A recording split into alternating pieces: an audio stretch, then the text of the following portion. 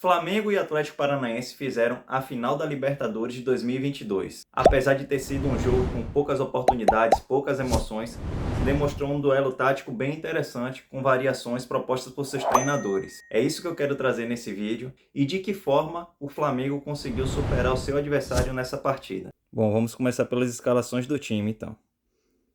No gol, o Flamengo tinha Santos, na lateral direita Rodinei, a dupla de zaga Davi Luiz e Léo Pereira, na lateral esquerda Felipe Luiz. O meio de campo era formado por Thiago Maia, Everton Ribeiro, João Gomes e Arrascaeta, formando um losango. Na frente tinha Gabigol e Pedro. A primeira estratégia da equipe do Atlético Paranaense foi tentar espelhar a equipe do Flamengo na formação, com Bento no gol. Na lateral direita tinha Kelvin, na zaga Pedro Henrique e Thiago Heleno, na lateral esquerda Abner. Aqui à frente da zaga vinha Hugo Moura, completando o meio de campo Fernandinho, Vitinho e Vitor Bueno um pouco mais à frente, tentando fazer um losango também. E mais solto na frente, ele deixava o Alex Santana e o Vitor Roque. A ideia da equipe do Atlético Paranaense ao fechar o meio é justamente congestionar essa zona central, que é a zona mais perigosa do jogo, por ser mais próxima do gol, e forçar o Flamengo a sair pelos lados. A equipe do Atlético Paranaense propôs uma saída de bola longa. Eles não saíam com passes curtos entre eles. Eles tentavam uma bola longa nos atacantes. Eles pulavam essa parte aqui do toque curto para evitar a marcação-pressão do Flamengo. Essa estratégia vinha funcionando, porque como o Flamengo subia a marcação, geralmente ficava mais desprotegido atrás.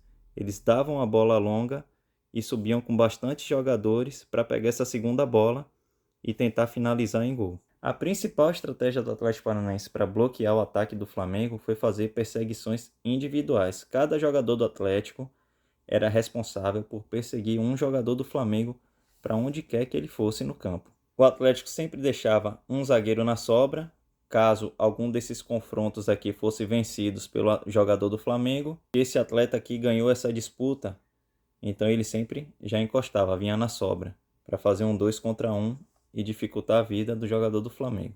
Por que o Atlético fez isso? O Flamengo ele costuma sair com toques curtos de trás. Ele costuma abrir o lateral direito, o lateral esquerdo, que é o Felipe Luiz, às vezes faz aqui uma saída de 3 para ter superioridade 3 contra 2.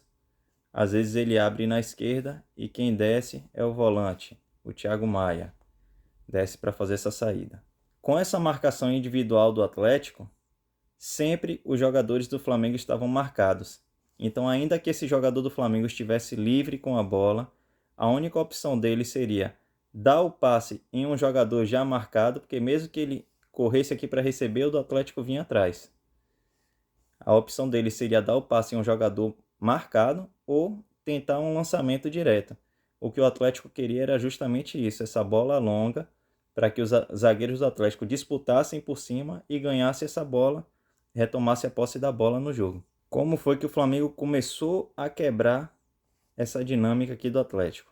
A equipe do Atlético, por fazer perseguições longas, começou a cansar. E os jogadores começaram a trocar de posição, fazendo movimentações que confundiam a defesa do Atlético. Por exemplo, estava aqui o Everton Ribeiro e o Thiago Maia. O Everton Ribeiro ele voltava, ele vinha correndo, o jogador do Atlético acompanhava. Quando o jogador do Atlético acompanha ele, voltando, abre esse espaço aqui. O Thiago Maia percebia esse espaço e já corria rápido nas costas desse marcador dele. Então, o Thiago Maia conseguiu receber umas 2 bolas aqui no primeiro tempo nas costas desse marcador e pegando a zaga de frente. Isso aqui gerou situação de perigo para o Atlético. A outra maneira que o Flamengo vinha utilizando era o Gabigol, que geralmente fica aberto aqui pela direita, ele entrava, o lateral acompanhava e isso abria um corredor pela direita.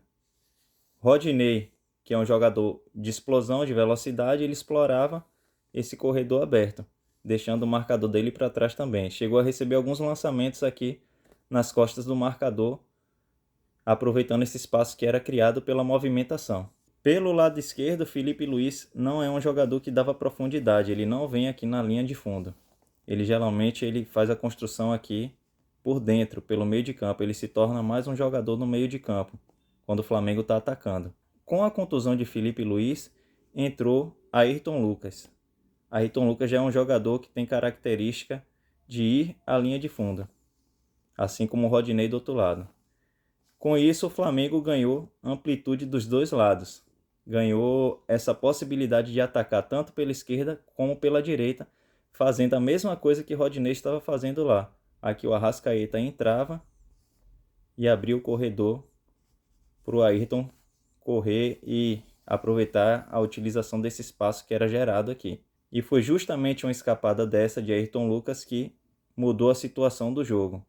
O Atlético era dominante, vinha melhor na partida, porém o Ayrton Lucas surgiu sozinho, o Pedro Henrique veio aqui, correndo, chegou atrasado e acertou ele, com um carrinho. Pedro Henrique já tinha um amarelo, tomou outro amarelo e foi expulso.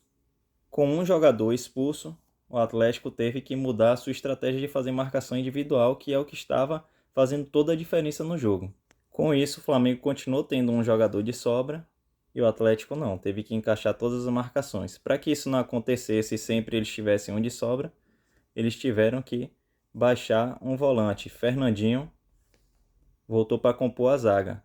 Só que o Flamengo não manteve esse homem livre aqui. O Flamengo congestionou um lado do campo. Fernandinho não poderia sair para colar aqui, porque iria deixar o espaço aberto aqui no meio da zaga, uma zona perigosa de ataque do Flamengo. Então o Atlético preferiu fazer duas linhas de 4 e deixar um solto. E o Flamengo aproveitou isso, colocando mais jogadores no lado da bola, onde estava sendo atacado. Estou posicionando na direita, que foi onde saiu o gol. Então Everton Ribeiro recebe uma bola aqui no meio, Rodinei, que vinha jogando em profundidade aqui perto da linha lateral, ele resolve afunilar. Quando ele entra, ele abre esse espaço para que um jogador faça a infiltração. Everton Ribeiro puxa a bola para dentro, finge que vai jogar por dentro, toca a bola em Rodinei e gira para o outro lado para aproveitar esse espaço que foi criado. Ele recebe a bola de volta de Rodinei e de primeira ele coloca essa bola entre a zaga e o goleiro, cruzando toda a área. Esse é um cruzamento muito perigoso. Se o zagueiro colocar o pé na bola, ele corre o risco de fazer o gol contra. E aqui acontece o gol do Flamengo. O Gabigol entra por trás da zaga e pega esse cruzamento que atravessou a área toda, aqui no segundo pau, e só escora para o gol. No segundo tempo, o Flamengo permaneceu com sua formação. O Atlético reforçou a zaga, colocando um zagueiro no lugar do Alex Santana, tirou um atacante, colocou um zagueiro de origem para que o Fernandinho voltasse ao meio de campo. Fez um 4-4-1. Chegou a tirar alguns volantes depois e colocar mais atacantes no jogo para tentar pressionar no final. Afinal, o time teria que fazer o gol, né? O Flamengo foi mantendo o seu padrão de jogo durante toda a partida. Sempre que substituía, colocava um jogador mais ou menos da mesma característica, da mesma função. E o Atlético ficou tentando fazer jogo de bolas longas, né? Sempre chutando para frente para tentar pegar essa sobra e finalizar gol. Já o Flamengo só administrou o segundo tempo, criou até algumas oportunidades, teve a oportunidade de ampliar o placar, mas não soube aproveitar as chances. Administrou com muita maturidade o resultado, um time já cascudo, né? Terceira final de Libertadores em 4 anos, já está se acostumando, já está acostumado, na verdade, a estar decidindo jogos importantes. Então essa partida ela foi definida não apenas pela parte tática dos treinadores ou técnica dos jogadores, pela qualidade dos jogadores, como também pelos acasos que acontecem no futebol, né? O Atlético Paranaense teve um jogador que foi expulso e isso gerou uma enorme vantagem para a equipe do Flamengo, que jogando 11 contra 11 já é difícil.